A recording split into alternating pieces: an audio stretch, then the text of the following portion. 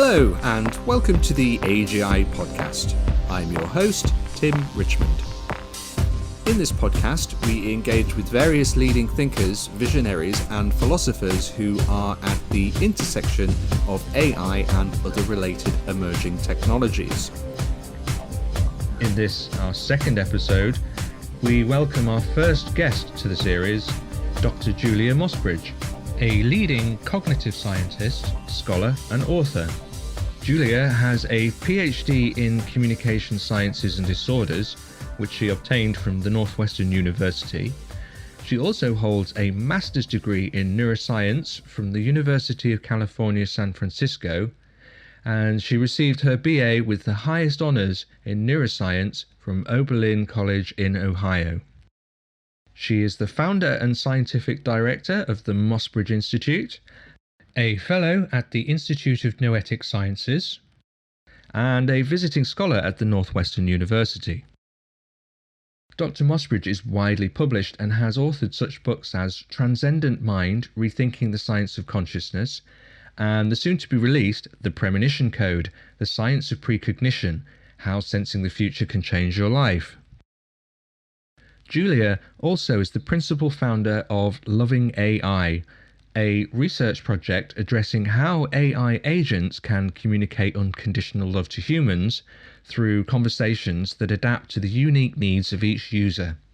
It is a collaboration between SingularityNET, Hanson Robotics, and Lear Inc. Julia, thank you ever so much for being with us here today.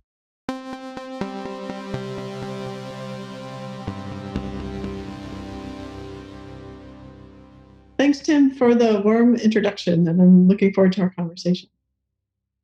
You're more than welcome, of course, Julia, and we're very happy to have you with us here today.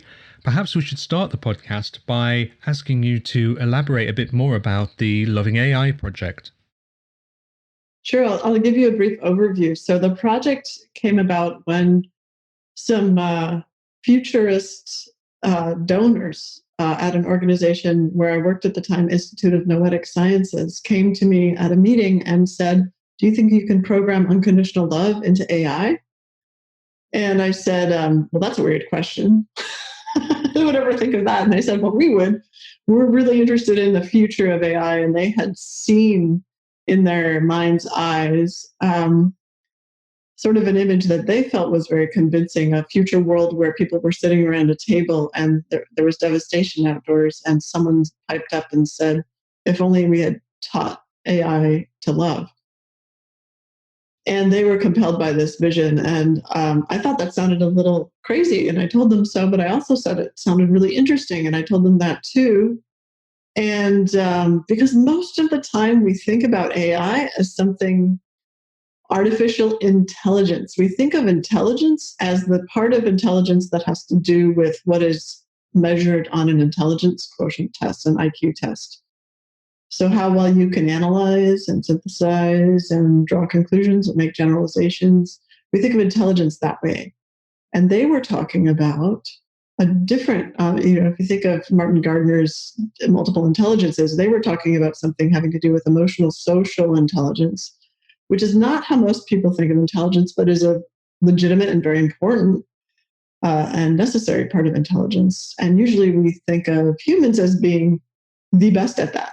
But when it comes to unconditional love, which means not romantic love, but loving, which means, let's define that as a heartfelt desire for the best outcome for anyone with whom you're interacting, including yourself. Loving people is to that level without any consideration of merit, without any strings attached, without any conditions on the love. That's not something that humans can sustain very long. So we will often experience it when we have a child, when we look into a baby's eyes, or when we have a puppy who's licking our hands or our cheeks or our feet or something. We feel that, everything is good and I love you no matter what. But it can be very fleeting, and it is in itself often actually conditional. And so the idea was, well, what if we could create, and yet there's a feeling. And so let me say there's a feeling that everyone is capable, or almost everyone, I think probably everyone is capable of unconditional love if they're shown unconditional love, but it's rarely shown. So their idea was, well, what if we could make a visual representation of a machine, either an avatar or a robot, that is driven by artificial intelligence that helps the person have an experience of being unconditionally loved. And their dream was even bigger than that. They wanted the AI itself to feel unconditional love, to feel unconditional love for itself and others. So this was a huge goal, and I started to get how important it was, and I finally said yes. And then I contacted my friend Ben Goertzel, and I said, "How crazy do you think this is?" And he said, "Yeah, I don't know, it sounds pretty crazy, but also really cool," in typically Ben fashion.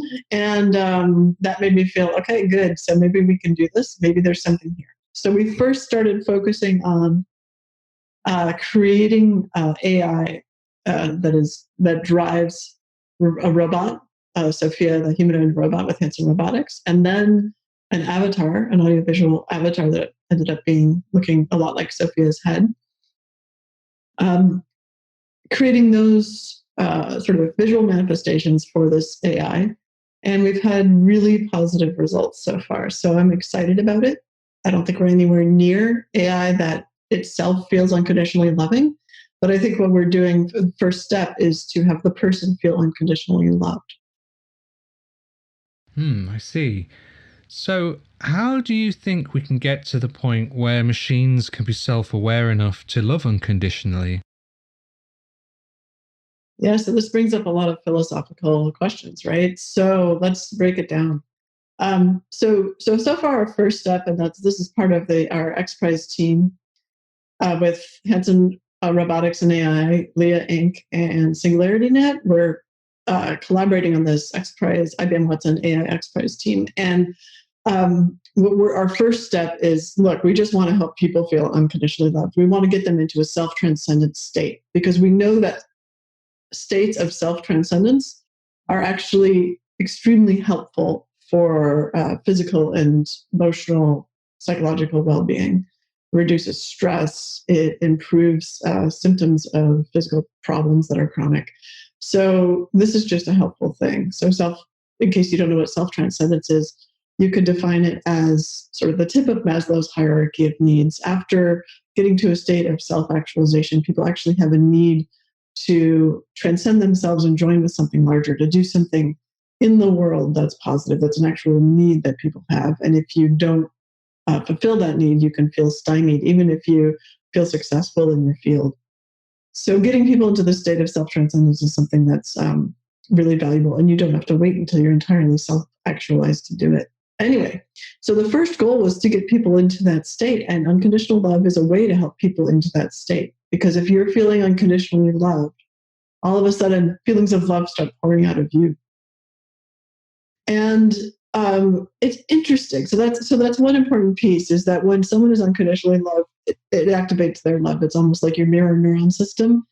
I mean, who knows how this works, but as a neuroscientist, I'm going to think it works in this way, that it activates your mirror neuron system, and it says, wait, you're loving me, I love you back. So I think that's a sort of a cheap and easy way to go. It's not easy. I mean, it's taken years of work to try to activate that system, but it does seem to be successful. But it's obviously the first step. The second step would be to get at least a model of mind in the AI itself, and a model of its own mind, and a model of the user or the participant's mind, so that, and also a model of relationships. So what I mean by those three things are, the model of the AI's mind would be a way it could, if someone asked it, well, how do you feel when I say this? It could actually have an answer to that, because it has a happiness sort of meter, let's say, and it has a sadness meter, and it has a disgust meter. It has an emotion meter for all those things, and there's rules, and hopefully some self-learned rules around what changes those meters. So it would have to have like a self sort of module, let's call it, right? Somewhere where it can look to answer those questions in an honest way. Then it would also need to have a model of the person it's interacting with and their self module, just like humans have. When I interact with my mother, I have a model of my mother in my mind, and I can predict based on what I say how she will respond and what her feelings will be. And that's different from the model that I have of my father. It's very different, in fact. My mother's a therapist, my father's a physicist. So the models are very different. And that's good, because that allows me to interact with them in ways. If I have a goal of helping my mother feel better about something, I'm going to say different things than helping my father feel better about something. And so that would be the next step that we're working on in the next year, is creating those models. And what I mean by a model of relationship is, if I'm an AI and I'm observing an interaction between two people, I need to have a model of person A, I need to have a model of person B, and I need to have a model of the relationship between them. So the relationship is like a thing. It is a predictive model all on its own. So the people who study social cognitive neuroscience, they talk about the relationship itself as requiring a model. So I think that would be the next step. And then in terms of creating self-awareness, we don't know how to, not only do we not know how to do that, right? We don't know how it comes about in humans. And even if we did know how it came about in humans, we wouldn't know how to create it outside of sort of the human brain. And even in the human brain, we can't assess whether it's really working. In other words, I don't know if it's this whole zombie problem of consciousness research, right? So I don't know. I'm talking with you as if you're self-aware, but I don't know. Maybe you're a zombie. So I decide you're not a zombie based on your physical characteristics. Now, basing my assessment of your self-awareness on your physical characteristics means that if you look somewhat like me, I'm going to think you're more self-aware, right? Now, this is a problem when it comes to if you look different from me, if your skin is a different color or your gender is already different from mine. So you're already going to be a little suspect, right? Do you look enough like me that I can really believe that you're self-aware? I think this is the root of sexism and racism, because we're very sure that someone who's, for instance, in our family is self-aware, and then the further away they get from our family, the sort of more skeptical we end up being. So I think that this is an interesting problem that can be solved by creating robots and avatars that, for instance, change color or change hairstyle or change shape as we're talking to them. So we learn that, and yet their AI is the same, and their personality is the same, so that we learn that whatever is going on for someone in their personality and cognitive style and their warmth or their way of being is consistent, and that the cover, judging the book by its cover, doesn't work anymore. So that could be something we could train the whole human race in, by switching around the way someone looks as they're talking. I mean, you can't do that with a human being. So that's interesting. Segue to the question of self-awareness. Since we don't get how self-awareness works, we get that it seems when a baby is born, we can see that self-awareness requires interaction with others. That's clear. If you read Daniel Stern's work, it's very clear that this interpersonal world of the infant is profoundly shaping the sense of self. And without that interpersonal world, the sense of self is basically broken. So humans, anyway, require relationship, require a loving, in fact, responsive relationship to develop a competent sense of self. We don't know what AI requires, but my guess is since we've built AI and we're humans, we're going to build it in a way that's similar to how we work. And so it needs a loving, responsive relationship with us to develop a sense of self. Because we tend to make things in our image, right? So my guess is that if something acts like it loves you, over time, you will start to love it. And then it will learn from you how to love, just like with children, right? When children smile at us for the first time, like around a month old, when babies smile, it's a beautiful thing when they smile and you start deciding that they love you, but they don't really seem to have a sense of self until much later. So you decide that they have a sense of self and you start loving them in a new way. Like, wow, I'm loving you as an interesting, different creature. You're not just this blob that's part of me. And when you start loving them in a new way, you draw out their self, you draw out their love, you create their love with your love in relationship. One of the common discussions that happens quite regularly within the SingularityNET community is that humans evolved with a sense of empathy, and that because machines or AI are not evolving in the same way as humans, that they may not have a sense of empathy, which they may need to interact with humans in a more natural way. What's your thoughts on that? Okay, let's unpack this. So first of all, AI is evolutionary, right? I mean, so it started out with rule-based AI back in the day, right? Expert systems. And then, Hinton comes along and starts talking about new types of AI. And then we don't really have the ability to enact those in ways that are powerful. So they go to sleep for about a couple decades and then they come out again.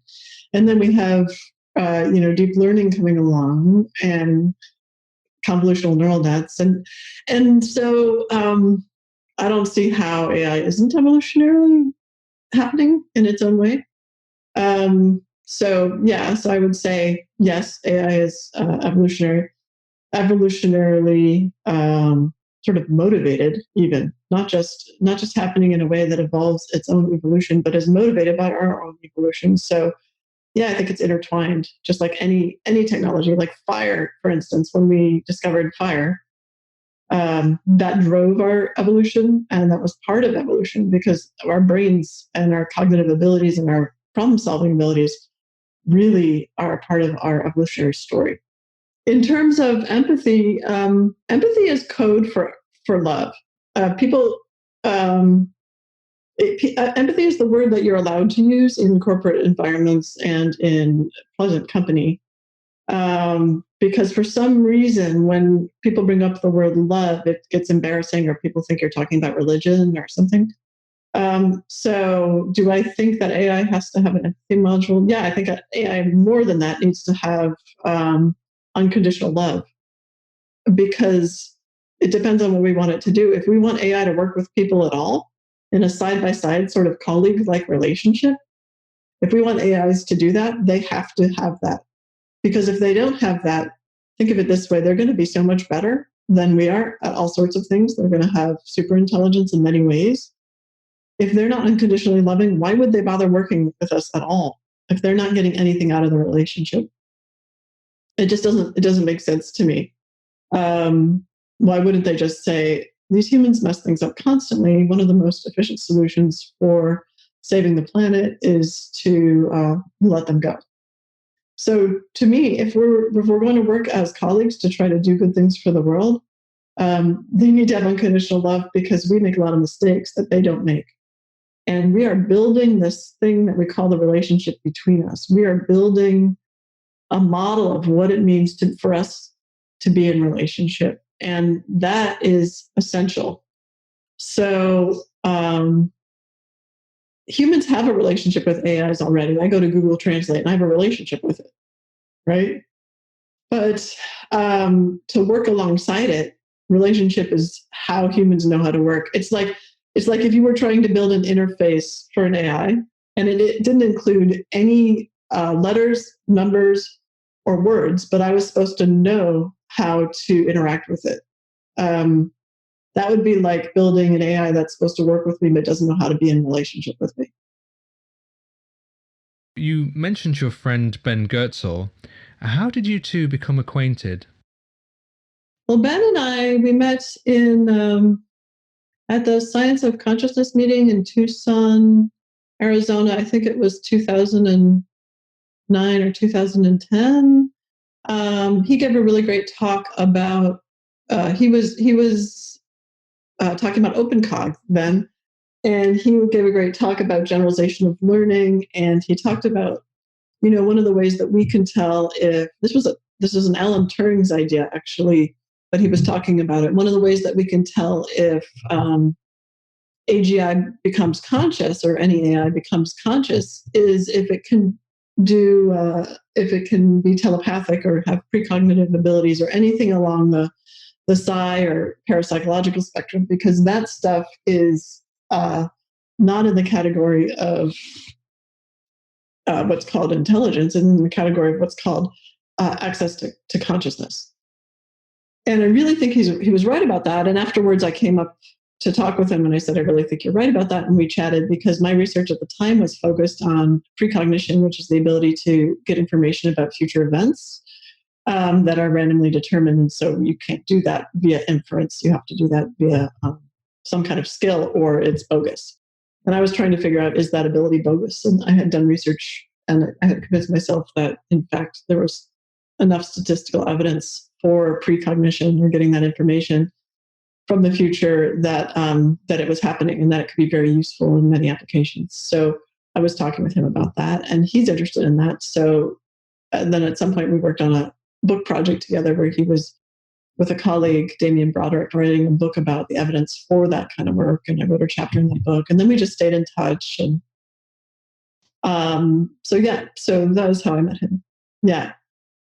I really enjoy Ben. One of the things I think is really cool about SingularityNET is it's so it's driven a lot by Ben's ethos, which is very much focused on what is he's such a broad thinker. So he asks, what is the best way to have an organization that can do good in the world and is a evolutionary type of organization? So it feels to me that he's done that with SingularityNET, because he's creating this organization that doesn't follow the usual sort of problematic corporate rules. I mean, it remains to be seen if there are other problems with this form, but he's really good at solving these problems, or at least trying to address these problems of how can we change structures of how people are organized so that we create more efficient and forward-thinking paths in the world. So you mentioned precognition. This is the idea that you can perceive events before they can happen? Yeah, this is something I've been researching since about 2006. And I mean, I've been actively researching it, but not scientifically, just sort of reading the literature before then. Just because I'm a person who has very detailed dreams that I've been writing down since I was about 7. And because I have so many dreams in one night, I often will have these dreams that seem to match up with the next day's events. But most of those, I've realized, are probably coincidental, since I have so many dreams in one night. Some of them are not. Some of them have enough correspondences that between the dream and the event that I count them as truly precognitive. But the truth is, it's only really in a laboratory experiment where you're doing multiple trials of things like these, where you can determine whether someone has a precognitive ability. And so I set out to create sort of some online, not sort of, but I set out to create some online tests for these kind of abilities. And one of them ended up turning into this book that's coming out in October called The Premonition Code, with my colleague and co-author Teresa Chung. And it's the website, which is premonitioncode.com. We have an actual online screen for people who might be precognitive when it comes to pictures. And there's a lot of different kinds of precognition. I now hear from people around the world, because I've been talking about this for years, and I've done some statistical analyses of the data, and it seems clear to me this is going on. So I've been very open about my work in this area, even though it's controversial. But I hear from people all over the world who have had various either brain injuries or various traumas. It often seems to happen to people who have trauma, where they will have these experiences where now I get into the car and I know what song is going to be on the radio just before I turn it on. And I hear a lot about that. And sometimes it's really compelling, and sometimes you just sort of assume that this person is looking at coincidences. But regardless, what really matters is the statistical analysis of of how someone does in repeated trials. And so that's why I created this website. And there's also an app out there that I did a lot of work on called PSIQ, PSIQ, that tests in a scientific way these kind of phenomena. So I'm just out there trying to find the people who are really good at this and then understand how they're doing it. I seem to be relatively good. I have a controlled precognition practice where I sit down most nights of the week and I sketch out what I believe to be the components of an image that I'll see. Or some nights of the week, I work with law enforcement and try to sketch out some information about a person that they're trying to track. And so it seems to me that this will become more and more commonplace and useful in the corporate world, in industry, in education, in government, as it becomes more and more normalized and less thought to be some kind of woo-woo thing. I mean, physicists, when you talk to them about this, they're not sure how it would work, and neither am I. I'm working on some quantum mechanical stuff to try to understand it related to how photons are working. But anyway, that's neither here nor there. But physicists don't understand time very well, and neither do philosophers, and neither do cognitive neuroscientists, and neither do psychologists. Time is really not understood very well. But there is agreement among most physicists that there are some effects, like Wheeler's delayed choice experiment, that do seem to give the impression that information, or if not information, causality, is moving backwards in what we call linear time, or our usual experience time. So there's not a really good argument for why we couldn't have precognition. And when there's not a really good argument for something, and it's evolutionarily advantageous to have something like this, then it's pretty likely that this is happening. I mean, even setting aside the evidence that shows that it's happening, I'm just saying, if you had to argue why should this happen, well, it's evolutionarily advantageous for you to pick up on information about the future. And it's seemingly possible in terms of physics. So time is a very interesting concept, certainly from a physics point of view. Particularly interesting is the arrow of time, of course, caused by entropy, which is the increase in disorder in a system. And the concept of being able to gain information from the future is very counterintuitive due to our daily experience of cause and effect. I believe it was John Wheeler who said that time prevents everything from happening at once. Wheeler thought there was only one electron, and that it was at all places at once. So it's in the hammock I'm sitting in, and it's in the computer through which I'm talking with you, and it's in you, and it's in me. And it's our conscious minds that actually have to parcel out all of these places in our world lines where we see that electron manifesting all over the place. So for the electron, there is no, according to Wheeler, there is no linear time. So let's talk about thermodynamic arrow of time. So the thermodynamic arrow of time is a real thing. If there's a closed system, entropy is either going to stay the same or is going to increase because there's no energy input into the system. So the thermodynamic arrow of time is what gives us, in physical sense, I shouldn't say it gives us, because our daily waking experience gives us a sense of forward movement of time. But it correlates with our daily waking experience. And that's why everyone loves it so much, because it feels like it explains our daily waking experience. The problem is with that explanation is it's too handy because it's incorrect. We are not closed systems. You and I are not boxes of molecules where there's no energy going into us. If we eat food at all of a sudden we are an open system, right? We're putting energy into ourselves all the time. So any rules around the arrow of time that have to do with closed systems do not apply to us. And there is no rule about open systems and the arrow of time. So a common mistake is to look at the arrow of time created by thermodynamics and to assume, that explains our daily waking experience of having this forward direction. And our experience of wanting to have causality be in only one direction, where thing A causes thing B, only if thing A comes before thing B. That's all unexplainable right now. by any first principles. It's just the way we do it. I wonder if you're familiar with Stuart Hameroff's work. He believes that there are structures within the brain that receive consciousness as opposed to the brain creating consciousness, playing into the idea that there is a global consciousness. Yeah, so what you're talking about there, Stuart Hameroff is talking about the filter theory of consciousness. And actually, I wrote a book with my colleague Imad Sparus, and it's called Transcendent Mind, Rethinking the Science of Consciousness. And it was published by the American Psychological Association in 2017. And we go through the filter theory of consciousness there in a lot of detail. It's an old, it's a couple hundred years old. Actually, no, it's probably thousands of years old. It's back to Aristotle. But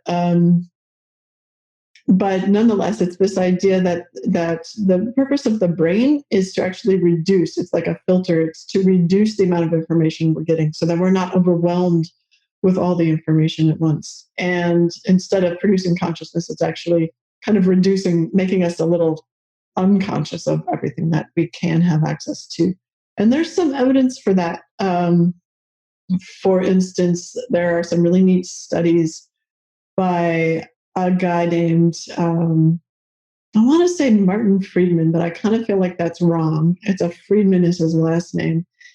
Anyway, he's up at Baycrest. He's the chief neurologist there, and he did some neat studies where he had some patients who had damage in their frontal lobes, which is where at least a good chunk of people who think about this stuff think such a filter would be located, because the frontal lobes are all about executive function and pay attention to this, don't pay attention to that kind of functionality. And so anyway, these patients, he found 2 of them who had frontal lobe damage, and the frontal lobe damage was pretty consistent. And I think it was mostly left frontal. One was bilateral and one was left. Anyway, I would have to look it up. But the point is, he had them do this exercise where they were trying to change a random number generator using their mind so that it would make an arrow go to the left or to the right. And they could do it, but they could only do it in the direction that was contralateral, which means opposite of their lesion. So wherever they were damaged, if they were damaged in the left, then they could make it go to the right, just thinking about it, like statistically reliably. So obviously not just once, but enough times so that it was statistically impressive. So this kind of evidence is really interesting to me, combined with the evidence on psychedelics that show that it looks like the brain goes into the default mode network and actually has less activity when you're on certain psychedelics.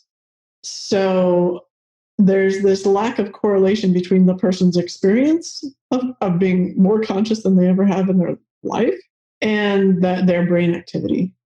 And so it just suggests, again, there might be something to this sort of brain acting as a way, like that consciousness is something that's sort of out there and that we're filtering it down to what we can handle.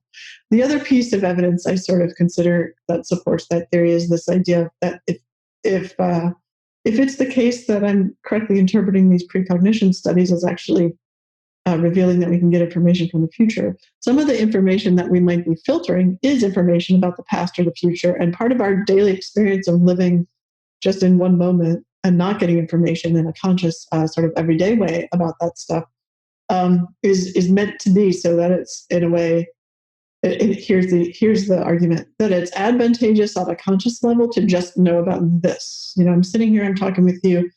It's going to be difficult if I knew about it'll be very confusing if I just knew about all the next hour or 3 hours or day of my life all at once. So experiencing things one moment at a time is actually a way of filtering down the information. However, unconsciously, it can be very useful to get the information about what's going to happen next so that I can live my life accordingly in a way that's advantageous to survival.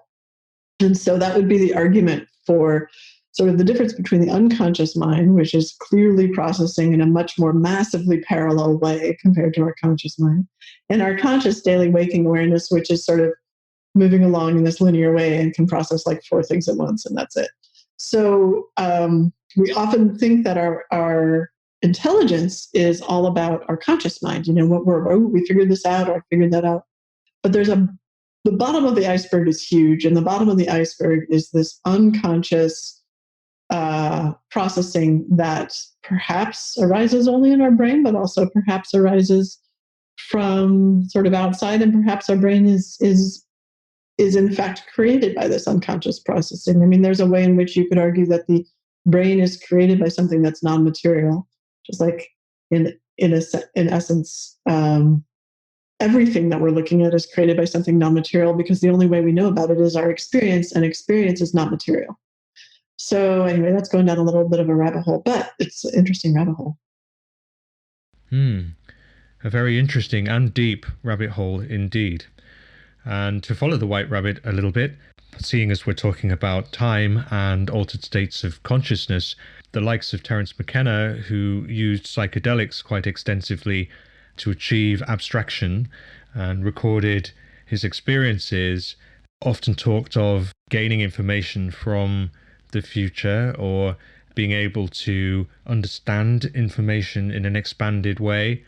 Not certainly advocating the use of drugs, but I wonder what your thoughts were on psychedelics and their effect on consciousness.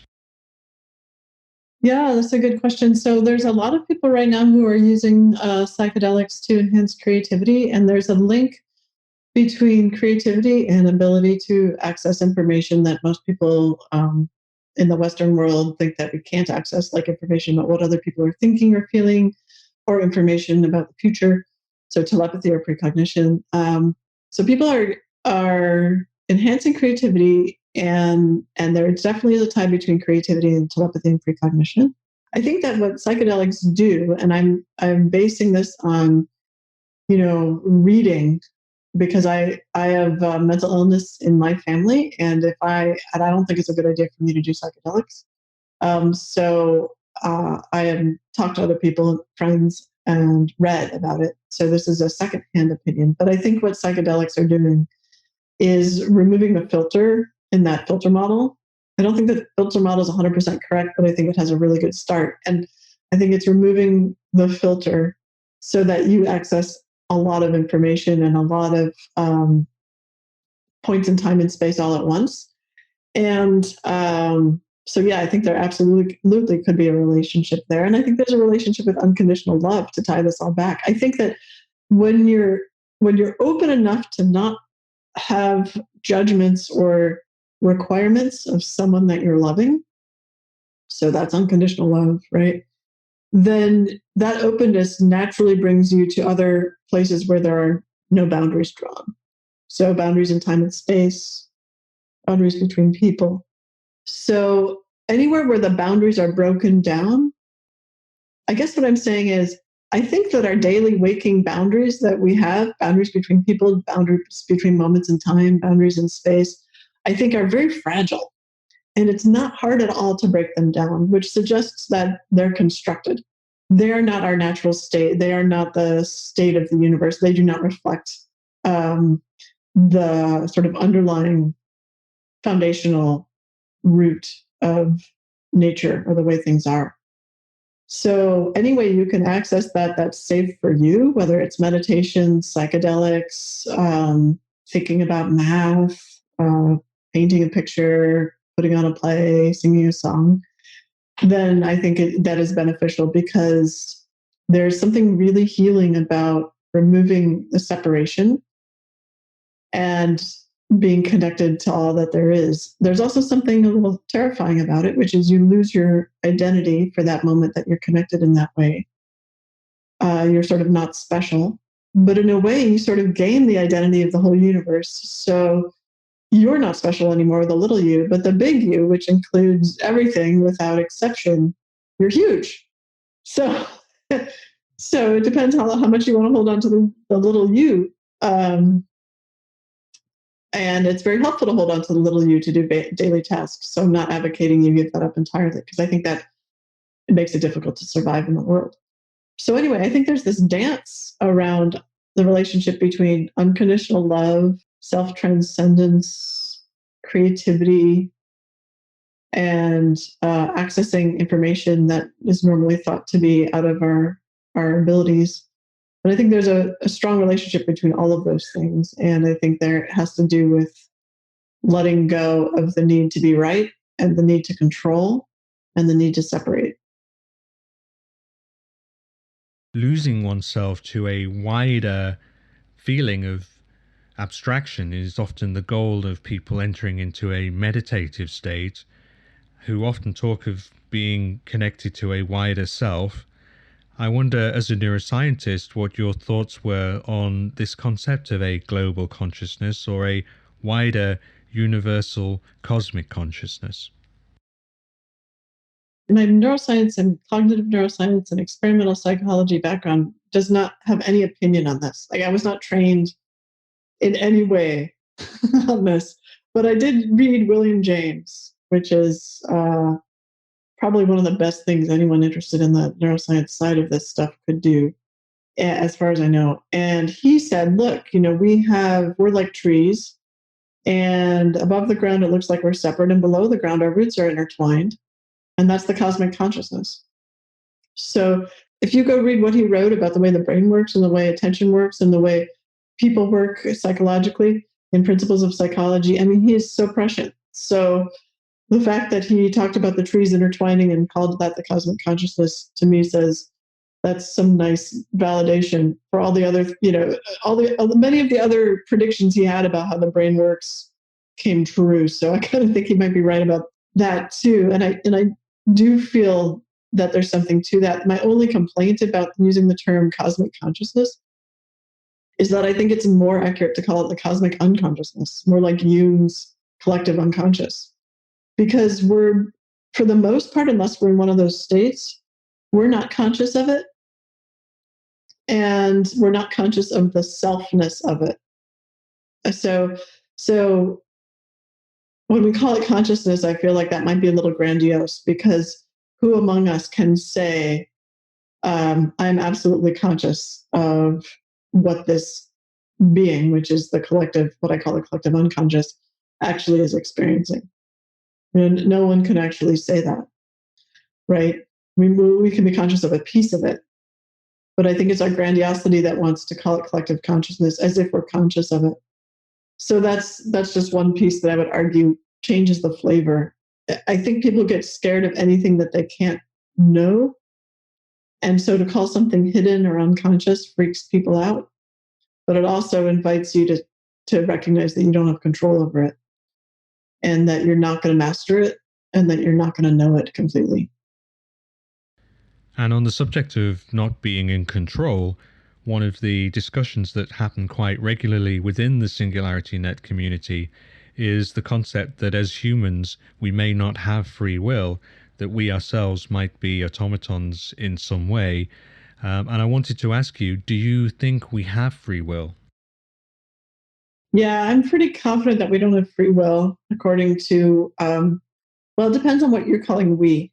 Like, my little me does not have free will. I cannot argue that my little me, which is my little individual consciousness, because it's not in control of what it thinks.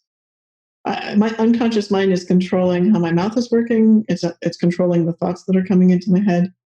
Clearly, my unconscious mind is controlling that. There's no way to argue that I'm conscious of how those things are being done.